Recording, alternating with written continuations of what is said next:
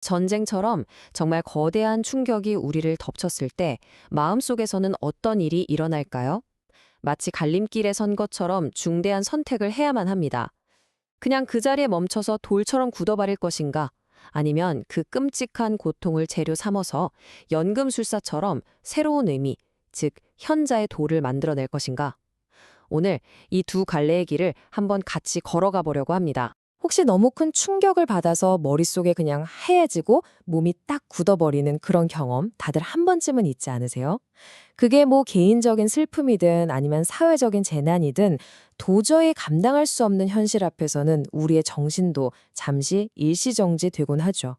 전쟁은 바로 그 경험의 가장 끝에 있는 가장 극단적인 형태라고 할 수 있습니다. 자, 첫 번째 이야기입니다. 전쟁이 어떻게 우리가 알던 익숙한 세계를 무너뜨리는지 그 심리적인 대가에 대해서 먼저 살펴보겠습니다. 한번 상상해 보세요. 전쟁은 우리가 가진 거의 모든 걸 앗아갑니다. 안전하다고 믿었던 나의 일상은 순식간에 공포로 바뀌고 내일에 대한 계획 같은 건 사치가 되죠. 소중한 추억이 담긴 장소는 폐허가 되고 심지어는 사람에 대한 기본적인 믿음까지 흔들리게 됩니다. 결국엔 세상은 그래도 살만하다는 그 믿음 자체가 무너지면서 예전 방식으로는 도저히 살아갈 수 없는 상태에 이르게 되는 거죠. 이렇게 우리의 정신이 도저히 감당하고 처리할 수 없는 충격에 갇히게 되면요. 마치 아주 먼 옛날의 생물이 땅속에서 그대로 굳어버린 것처럼 화석이 되어버릴 수 있습니다. 그 어떤 의미도 찾지 못한 채 그 끔찍했던 트라우마의 순간에 영원히 갇혀버리는 거예요. 바로 이게 우리가 마주한 문제의 가장 핵심적인 부분입니다. 그럼 두 번째로 우리 정신이 서 있는 그 두 갈래 길에 대해 좀 더 자세히 알아볼까요? 화석이 될 것인가 아니면 뭔가를 창조해낼 것인가? 우리 마음의 운명은 크게 두 가지 길로 나뉜다고 볼 수 있어요. 왼쪽은 메두사의 길입니다. 아시죠?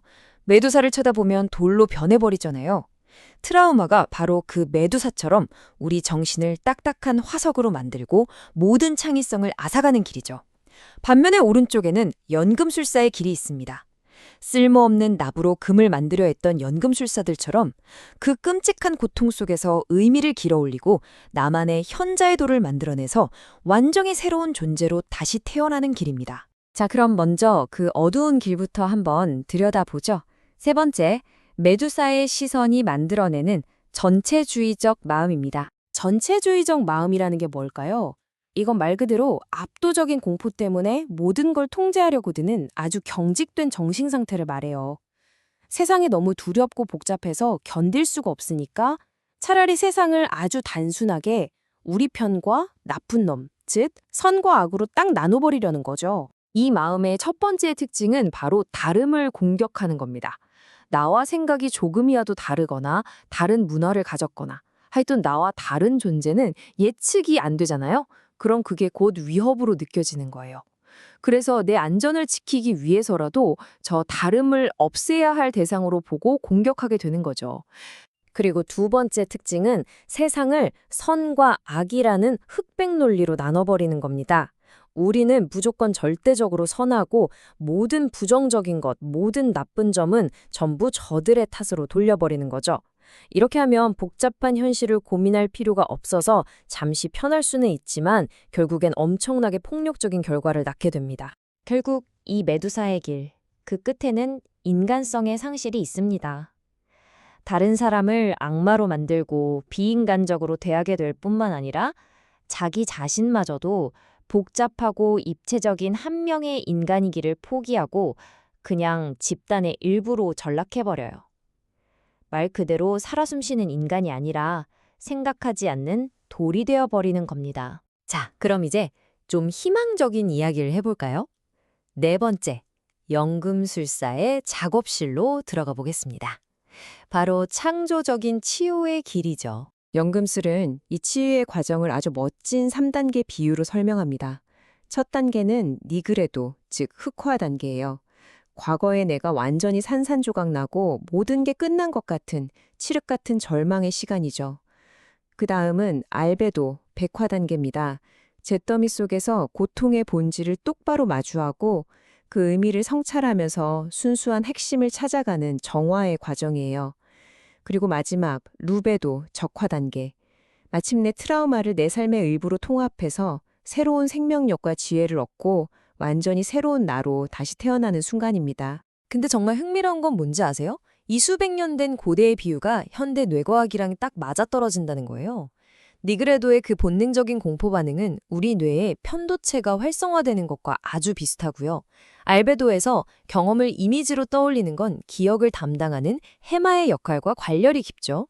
그리고 마지막 루베도에서 이 모든 걸 나의 이야기로 통합하는 건 우리 뇌의 이야기꾼 안화전두피질의 기능입니다.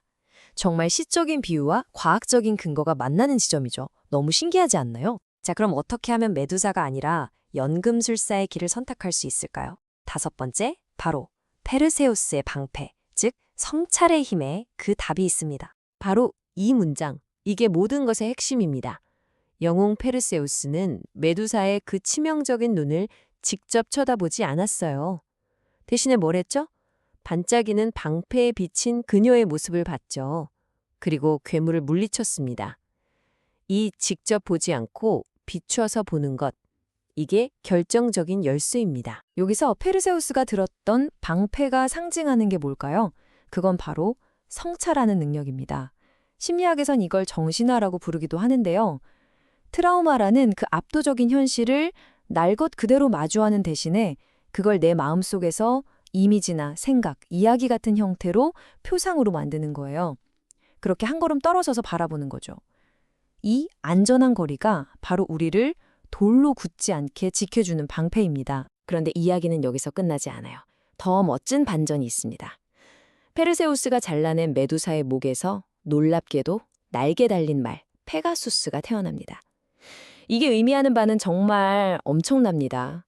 그 끔찍한 트라우마를 용감하고 또 지혜롭게 마주했을 때 바로 그 상처의 자리에서 상상력, 예술, 새로운 생명력, 즉 창의성이 탄생할 수 있다는 거예요. 고통이 새로운 창조의 어머니가 되는 바로 그 순간인 거죠. 결국 선택은 우리 각자의 몫입니다. 거대한 충격 앞에서 우리는 저마다의 방패를 들어야만 합니다. 그 방패는 글쓰기일 수도 있고 그림에 그리는 것일 수도 있고 혹은 누군가와 깊이 마음을 나누는 대화일 수도 있겠죠. 여러분에게 묻고 싶습니다. 당신의 방패는 무엇인가요? 그리고 그 방패를 통해 마주한 고통의 자리에서 당신은 무엇을 새롭게 탄생시키시겠습니까?